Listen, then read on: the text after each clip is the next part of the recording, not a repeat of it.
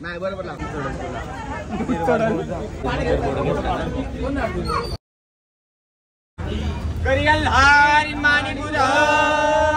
नमस्ते ओम काळेश्वरी, मी गुरुवर्य उमेश बाप्पा तागुंदे, राहिला पुणे, वारजे माळवाडी. आता 2 दिवसापूर्वी म्हणजे मंगळवारी 26 डिसेंबर 2023 या दिवशी किचनचा कार्यक्रम झाला, रांगाव पौर्णिमा झाली आणि आज गुरुवार आहे 28 डिसेंबर 2023 गुरुवार. आज या ठिकाणी सर्व देवी एका ठिकाणी जमा झाल्या आणि आम्ही सर्व देवी उपासक, यल्लामा देवीचे जेवढे उपासक आहेत आणि ज्यांना यल्लामा देवीचे मूर्ती आहेत ते सर्व आम्ही एका ठिकाणी जमा झालोय. आज देवीला कुंकू लावलेला आहे आणि हे कुंकू लावण्याचा कार्यक्रम आणि ही काही प्रथा आहे ही पारंपरिक आणि पूर्वीपासून आलेली ही प्रथा.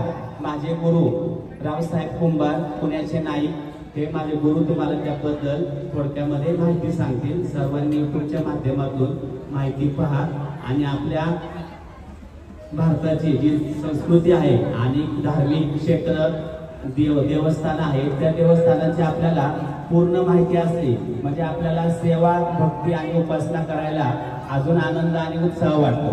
तर आता आमचे गुरु तुम्हाला त्याबद्दल थोडक्यामध्ये माहिती सांगतील.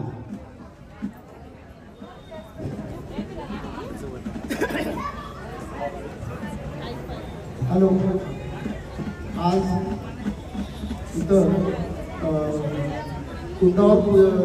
कुंडाची पूजा करायची आणि देवीला कुंकू लावून घ्यायचं ही पद्धत पूर्वीपासून आलेली आहे. तरी कशी आली आणि जी प्रथा काय आहे त्याच्याबद्दल मी 2 शब्द तुम्हाला सांगतो, ते सर्वांनी ऐकून घ्या. पूर्वीच्या काळामध्ये परशुरामाने रेणुकाचा वध केला. त्याच्यानंतर ही मातंगी म्हणून एक भक्ती होती देवीची, ती आता देवी स्वरूपच आहे आज सुद्धा. त्या वेळेला मातंगीने भक्ती केल्यामुळं रेणुकाने तिला असा वर दिला की तू माझ्यासमोर बसून जी काय मागशी किंवा तुला जे काही लोक देतील तो जोगवा या स्वरूपाने तू स्वीकार कर आणि तुझे नाव देवी स्वरूपच होईल आणि माझ्यासमोर तुला ते मान पहिला तुला देतील नंतर मला देतील असं तिने सांगून त्या ठिकाणी ज्या ठिकाणी रेणुकाचं मंदिर आहे त्या ठिकाणी त्याच्यासमोर मातंगीचं सुद्धा मंदिर आहे. तर हे देवी स्वरूप मातंगीचं कुंड असतात. त्या कुंडाच्या ठिकाणी आपण जाऊन देवीची पूजा अर्चा करून तिथं कुंकू लावून देवीला घेतो किंवा आपण जे जोगतीन आहेत जोगते आहेत चवटके आहेत त्यांना सुद्धा त्या ठिकाणी मान मिळतो कुंकू लावून घेण्याचा. कुंकू का लावायचं तर देवी ही जी ज्या वेळेला ती सती गेली होती त्याच्यानंतर तिचं शिर परत अंगडीतून बाहेर आलं आणि त्या बाहेर आलेल्या अग्नीच्या शिराला देवी म्हणून आजपर्यंत मान्यता मिळाली आहे. आणि त्यावेळी ती ज्यावेळेला मातंगीने तिला मान दिला शिराला त्यावेळी तिला तिथून पुढं वैद्य संपून ती देवी स्वरूप झाली आणि ही सुद्धा देवी स्वरूप झाली. पण काम करतो की ज्या वेळेला आपण मातंगीला मान देतो की तिला वैधव्य आलेलं असतं, म्हणून तिला परत कुंकू लावून आपण मान दिल्यामुळं ती तिथून पुढं तिला सुवासिनी म्हणून मान मिळाला आणि आजपर्यंत आपण ही प्रथा पाळत आलेलो आहे आणि इथून पुढे त्याला पाळली जाणार आहे. हॅलो, आताच आमचे गुरु पुण्याचे नाईक रावसाहेब कुंभार दादांनी सर्वांना छान अशी माहिती दिली. दरवर्षी आम्ही मटकुंडावरती दिवी घेऊन येतो, पण ही फक्त प्रथा आहे, पण या प्रथेमागचं कारण आम्हाला माहिती नव्हतं. ते दादांनी थोडक्यामध्ये आपल्याला सांगितले. सर्वांनी याचा यूट्यूबच्या माध्यमातून लाभ घ्या, इंस्टाच्या माध्यमातून लाभ घ्या. आता माझी शिष्य सुधा उर्फ जान्हवी माळी ही गाणी म्हणणार आहे.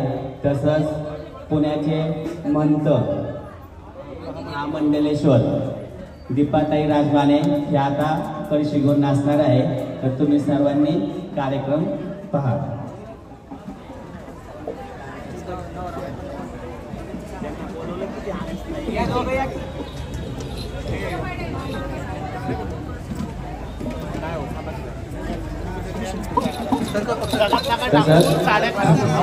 कुंडावरती देवीला कुंकू लावण्याचा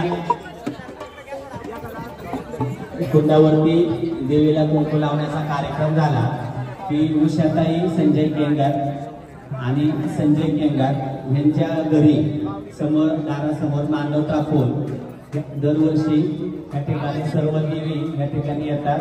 तसंच जनगमतेचा दुखवटा या ठिकाणी कडूरस काढला जातो आणि सगळ्यांना या ठिकाणी जेवण असतं.